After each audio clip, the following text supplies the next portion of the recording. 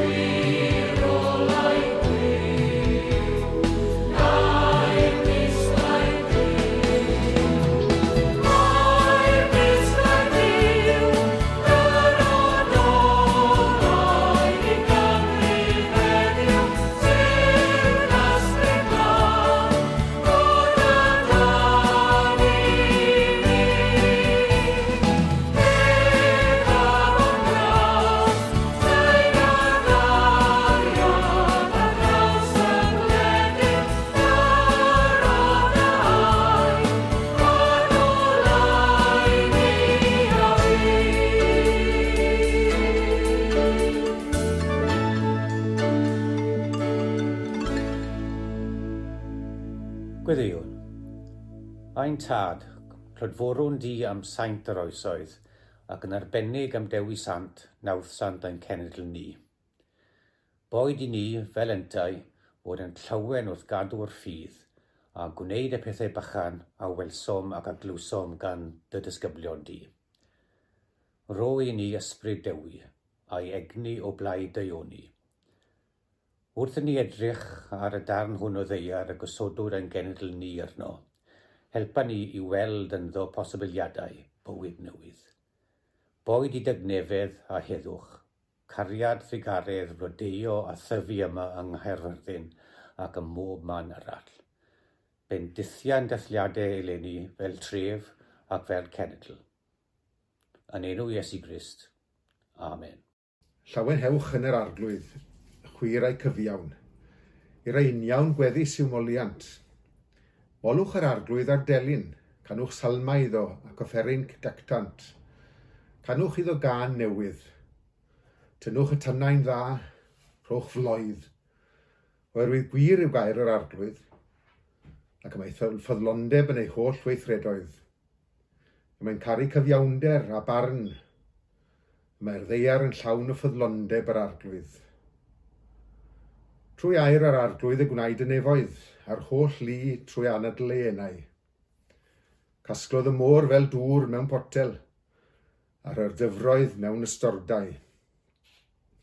Bydded i'r holl ddeiar ofni yr arglwydd, ac i holl drigolion y byd arswydo rhagddo. Oherwydd llefarodd ef ac felly y bu. Gorchymynodd ef, a dyna a safodd. Gwna'r arglwydd gyngor y cenhedloedd yn ddim, a difetha cynlluniau'r bobloedd. Ond saif cyngor yr arglwydd am byth, a'i gynlluniau dros yr holl genedlaethau. Gwyn ei byd y genedl y mae'r arglwydd yn ddiw iddi. Y bobl a ddewisodd yn eiddo iddo'i hun.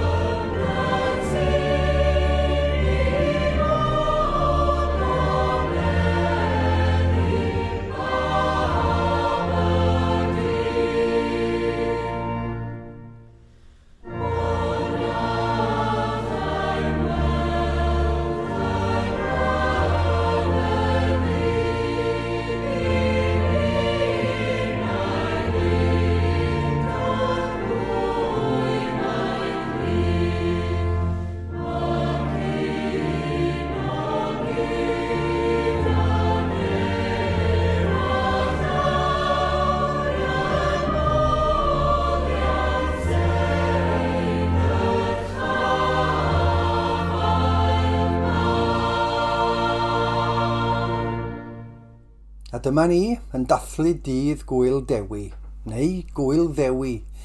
Pa'n ydi o fod? Pan o'n i'n yr ysgol, Gŵyl Ddewi oedd pawb yn ei ddeud, ond erbyn hyn mae Gŵyl Ddewi wedi dod yn fwy arferol. I fi, di o fawr ots pa un sy'n cael ei ddefnyddio. Dathlu sy'n bwysig, a dim dadle am dreiglo neu beidio. Mae'r un hanesion am Ddewi Sant yn cael ei clywed bob blwyddyn. Yr hanes amdano fo yn pregethu yn Llanddewi Brefi a'r ddeiar yn codi o dan ei draed o. Mae yna un hanes amdano fo'n cyflawni gwyrth arall trwy wella golwg i hen athro Paulinws yn Hendi Gwyn ar Daf. A wedyn y ffaith I fod o'n llwyr ymwrthodwr ac yn yfed dŵr yn unig, ac o achos hynny yn cael ei alw yn Ddewi ddyfrwr. Mae'r rhan fwyaf o'r hyn yr ydyn ni'n ei wybod am Ddewi Sant yn dod o ddogfen Ladin, Vita Davidis, a sgrifennwyd bron I 1000 o flynyddoedd yn ôl erbyn hyn. Roedd rhy gyfarch yr awdur yn honni I fod o'n berchen ar rai o lawysgrifa Dewi ei hun, ac mae dyna sut oedd o'n gwybod gymaint o'i hanes. Pryn a oedd hynny'n wir, maen nhw wedi hen fynd ar goll erbyn hyn yn anffodus. Chydig iawn o eiriau Dewi Sant sydd wedi cael eu cadw a'i cofnodi. Ond un darn sy'n cael ei ddyfynnu bob blwyddyn ydy be ddudodd Dewi ar ei wely angau, sef anogaeth I ni gyd, gwnewch y pethau bychain. Ond mae yna ail hanner i'r frawddeg sy'r un mor bwysig. Gwnewch y pethau bychain, a welsoch ac a glywsoch gen I fi. Dyna chi gyfeirio at y ddau o'r synhwyrau, gweld a chlywed. Ond yn Gymraeg, mae'r gair clywed yn cael ei ddefnyddio am 4 o'r synhwyrau. Clywed efo'r glist ydy'r un amlwg, ond mae yna 3 arall. Dyna chi deimlo. Dwi'n I chlywed i'n oer dan ni'n ei ddeud pan mae'n rhewi tu allan. A phan ddon I fewn, dan ni'n clywed y gwres yn dod o'r tân. Gallwn ni hefyd glywed blas. Clywed blas da, neu fel arall ar y bwyd. Clywed arogl tân fyddwn ni pan fydd yna fwg yn agos. Felly, wrth ddeud gwnewch y pethau bychain a welsoch ac a glywsoch gen I fi. Roedd Dewi'n gwybod yn iawn be oedd o'n I wneud. Roedd o mewn ffordd yn cyfeirio at y 5 synwyr. Dyna chi'r synwyr gweld. Pan edrychaf ar y nefoedd, gwaith dyfysedd y lloer a'r ser a roddaist yn ei lle. Mae'r llygad yn offeryn anhygoel. Da ni'n gallu gweld seren arbennig, heb sbiendrych na thelesgop. Seren sy'n ei gola hi'n cymryd 16,000 o flynyddoedd I gyrraedd y ddeiar.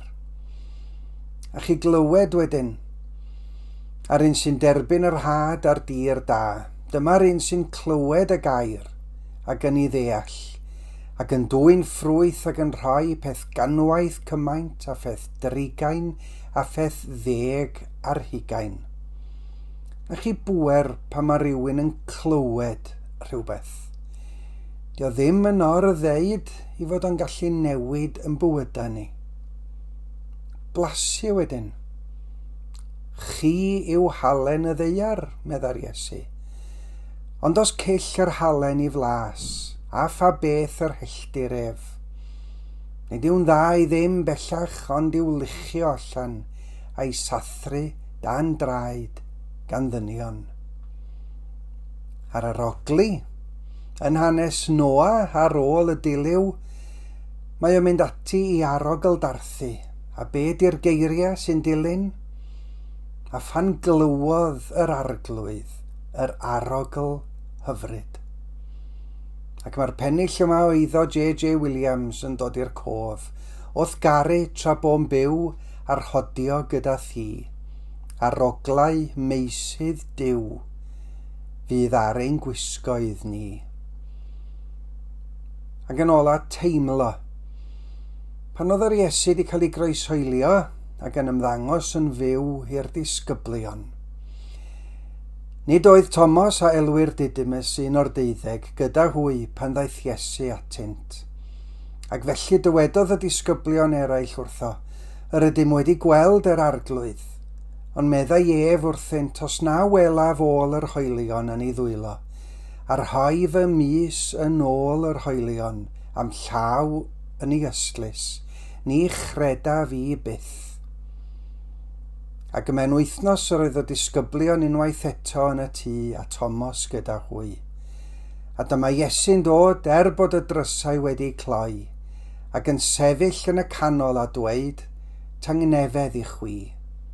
Yna meddai wrth Thomas, estyn dy fus yma, edrych ar fy nwylo, estyn dy law, a'i rhoi yn fy ystlys.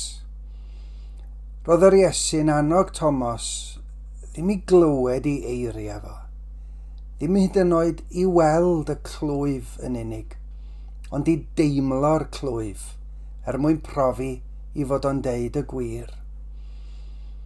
Mae W. Rhys Nicholas yn pwyso'n drwm ar y synhwyra, ymhennill cynta i emyn mawr.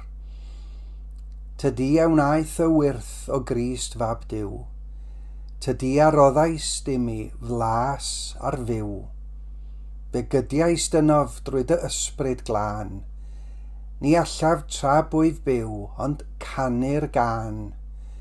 Rwyf heddiw'n gweld yr harddwch sy'n parhau, rwy'n teimlo'r ddwyfol ias sy'n bywio cau. Mae'r halleluia yn fy enaid i, a rhoddaf Iesu fy mawrhad i ti. Gwnewch y pethau bychain a welsoch ag a glywsoch gen i fi. Roedd Dewi'n ddiolchgar am y synhwyrau i gyd, ac yn ei defnyddio nhw, ac yn ein hannog ni i'w defnyddio nhw hefyd i wasanaethu Cymru, Cydddin a Christ.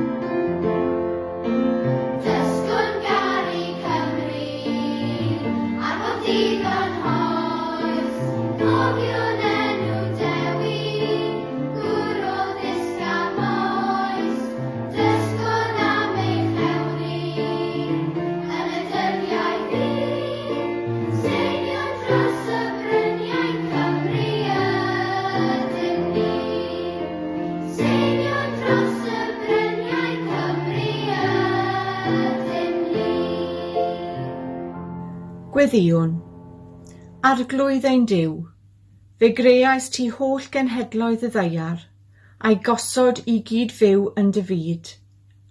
Gwnaethos ti gyd o un gwaed, ac o fewn undod y teulu dynol, trefnais amrywiaeth hiliau, ieithoedd a chenedlaethoedd, a'i galw i fod yn blant i ti, ac yn frodyr a chwiorydd i'w gilydd. Wrth i ni ddathlu ein lle o fewn y ddynoliaeth amrywiol hon, rwy'n ddiolch i ti am greu Cymru, am ei hanes a'i chymeriad, ac am bopeth da sydd yn perthyn iddi. Diolch i ti am ei thir, am brydferthwch y lad a roddais di ni. Cadw ni rhag difwyno ein hamgylchryd, ond i warchod y darn hwn o'th ddaiar di. Diolch i ti am ei hiaith, ohoni llifa trysorau ein llen am tystiolaeth Gristnogol. Cadw ni rhag ei dibrysio a'i cholli, ond i'w chadw'n fyw ac yn byr ar wefusau ein plant. Diolch i ti am ei hanes, am bob dylanwad da a luniodd a'i chymeriad, ac am bob ymdrech ac aberth a'i cadwodd yn fyw. Cadw ni rhag canmol y gogoniant a fi, heb ymdrechu i greu gwell y fori. Dangos i ni'r ffordd o'r newydd, i thaddoli di yn y cartref, yr eglwys a chymdeithas. Helpa ni gadw ein llusernau ynghyn dros Iesu, goleuni'r byd, fel bo eraill yn cael cyfle i'w adnabod trwy ein goleuadau ni. Boed ein lampau fod yn ddigon llachar i weld pob cyfle a gawn i wasanaethu Crist a'n cyddynion mewn gair a gweithred. Rhoi ni weledigaeth o'r byd fel y dymuniad di iddo fod. Byd lle'r amddiffynnu'r y gwan, heb neb mewn newyn a thlodi. Byd lle'r rhennu'r bendithion bywyd yn deg. Byd lle gall pobl o amrywiol ieithoedd fyw mewn parch yn aill i'r llall. Pan fydd y ffordd yn anodd i'w cherdded, oed i ni deimlo cynhesrwydd dy gwmni, i'n galluogi i ddal ymlaen ar hyd y llwybr a drefnais ti ar ein cyfer. Boed i ni deimlo mai gwell yw bod yng nghwmni Crist pan fydd y rhywiau'n serth, na chael bywyd esmwyth a'r ffordd yn ein harwain i ddistryw. Rhoi ni'r awydd i greu Cymru well a byd gwell, drwy Iesu Grist ein harglwydd.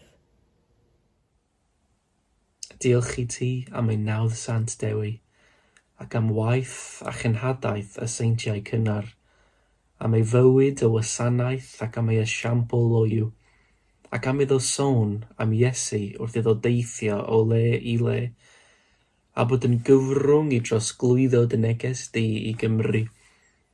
Cadw ninnau'n ffyddlon i Iesu Grist ac yn dystion iddo ni'n hoes a'n cenhedlaeth ninnau.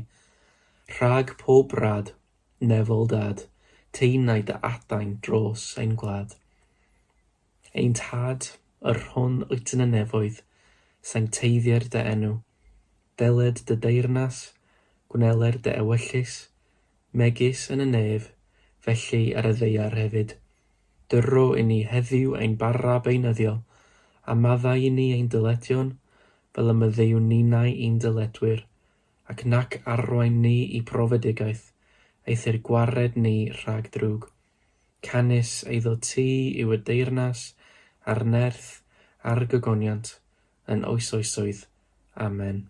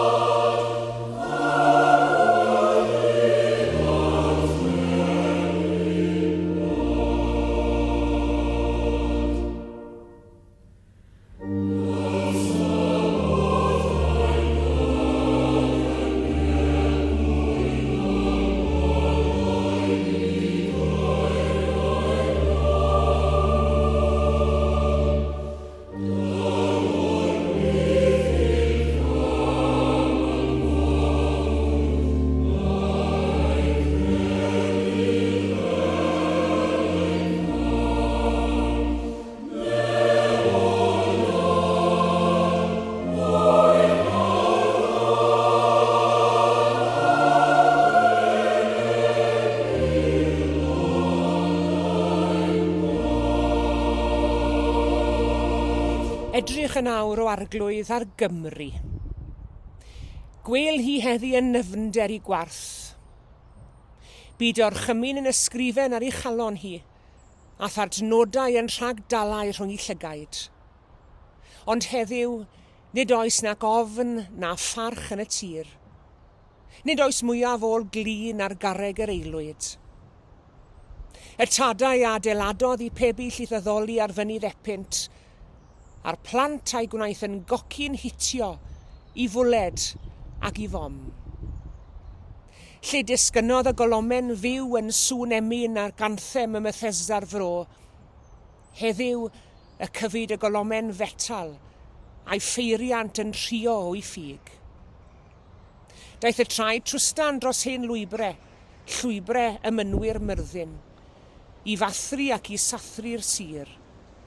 A'r giwed a'r gerddodd mewn esgidiau hoelon, man y byr yngylion yn diosg i sandalau. Y saboth ar oddais yn syberdwd myfyrdod sanctaidd, na ni a'i halogodd a'i dorri o gylch ein halwynion. Ar gyhoeddan ni o arglwydd o'n gwiro gwamal, fel y gwelom ffolineb ein ffyrdd, a throi drachefn at uniondeb dy lwybrau di. O arglwydd yr holl genhedloedd, nac anghofio'r genedl a greaist. Wyliwr yr holl ardaloedd, diwed y wlith ar waliau wen.